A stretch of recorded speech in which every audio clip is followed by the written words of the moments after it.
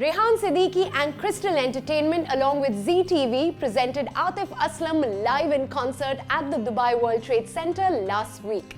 Atif, who has an ever-growing fan base here in the UAE, treated his fans to some of his best hits and had an exclusive chat with us. Watch the experts from our conversation with him up next. Atif, thank you so much for joining us on Zee Connect. It's such a pleasure to have you on our show. Thank you for having me. So Atif, आपकी journey में थोड़ा सा पहले चले जाते हैं. बहुत सारे फैंस आपकी जर्नी के बारे में तो जानते हैं, बट बहुत सारे लोग ये नहीं जानते that you had an interest in cricket. You wanted to pursue cricket very seriously, but then you moved on to music instead. How did that happen? I think it was a blessing in disguise. So I think I was selected for the under-9 cricket team, and then somehow or the other, my parents wanted me to focus on the studies, and I couldn't pursue it. And whatever happened for a great reason. I'm very content and happy for that matter. So you had recently posted on your Insta that Jalpari completed 16 years. Yeah, that's correct. More than a decade now, but even when we listen to it now, it feels so fresh, so new. How do you feel about it? I think it was purely from the heart, and it's my gut, and whatever comes from there, I think it feels fresh every now and then. I love that music. I'm not sure whether there's this term called something which is relevant or not, but even today in this age, all my fans, who've been Jalpari fans, they're still there and they still miss that sort of music as well, and they still show up at the gigs and they would ask me questions like, oh, that song called Sun Jata Hai Zeeb, they were great songs, and which is a great reminder for me to sort of never stop. So then how do you feel when people ask you to sing those songs again and again? Yeah. When there is so much new music available? I feel blessed. And when you see a lot of people, a lot of musicians and newcomers and beginners, they're covering your songs from Jalpari, it feels beautiful. It feels as if I've lived my life and I've passed it on to people, and which is what we're here for. So nowadays there are so many songs that are remixed. You have also done cover versions, but what are your thoughts when you pick these iconic songs like Lambi Judai and make cover versions of those? Yeah. When you take up such projects, what are you thinking?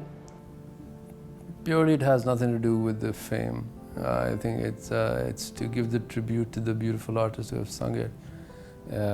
For that matter, I think I've done something which was not released commercially on YouTube or something, but I think I paid tribute to Lataji, and it went viral. It was just from the heart, and whatever is from the heart, as I said, goes places. Atif, you have a huge fan following. In fact, you have an ever-growing fan base, and people from all corners of the world love you.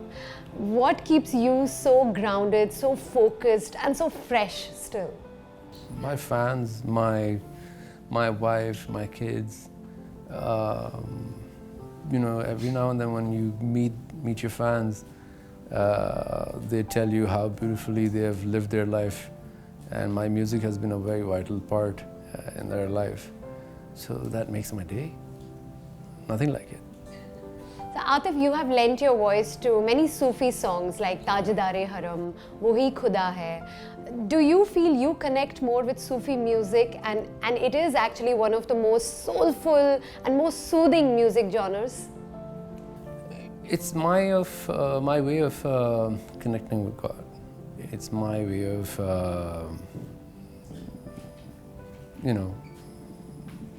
unwinding or something like that. And in today's age, when you have a lot of material around and you get attracted to all of that, I think that's my way of getting disconnected. So Atif, you performed at the Expo in November, and then you came down again in Feb, and now again you have your US and Canada shows lined up as well. We've seen it on your Insta. Yeah, that's right. After the pandemic, coming back doing these shows must really feel great. Yeah. How is it performing for your Adis again? Well, when pandemic happened, I thought it's going to just stay for about 6-7 months and it'll be over.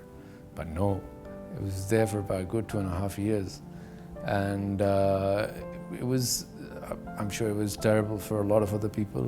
But it was a blessing in disguise for me because I had never had a chance to get a break from the past 17 years. And when I got it, I realized, okay, there is life more than that, other than music, family, or you got to explore other things as well. So when I found out, when I just rediscovered myself, I was like, okay, I'm getting a little bored and I want to try out something different. Which is why I got into the script, and I was offered this play that I did, and I enjoyed it thoroughly. I loved it.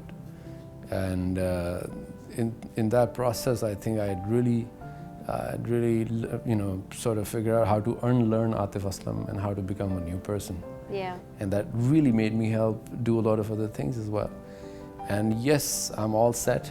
I'm all ready to connect with my Adis. And this is the first show. This is just the beginning. Atif, we wish you all the very best for your shows. Thank you very much for joining us today. Thank you very much. But Atif, we cannot let you go before you sing a few lines of any of your favorite songs for us. There are loads.